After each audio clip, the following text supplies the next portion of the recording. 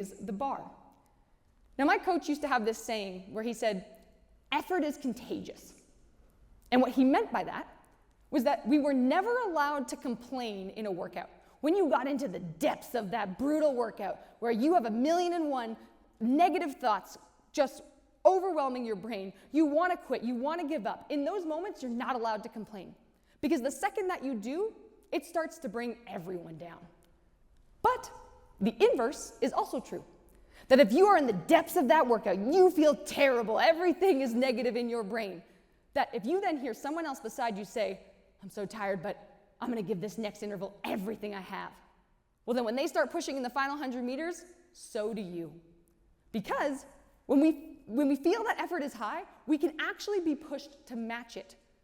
It's why when you run a marathon, marathon runners, when they're following their training program leading into the race, they never actually run a marathon. You run close to the distance, but you never actually run the distance until the day of the race. Which means on the day of the race, those marathon runners on the start line are going to be running harder and farther than they ever have before. Yet, the completion rate is insanely high. And that's because of the collective struggle, the effort that everyone is putting in. You have the fans cheering, throwing energy at you. You have people rising above their limitations, which encourages you to transcend your own.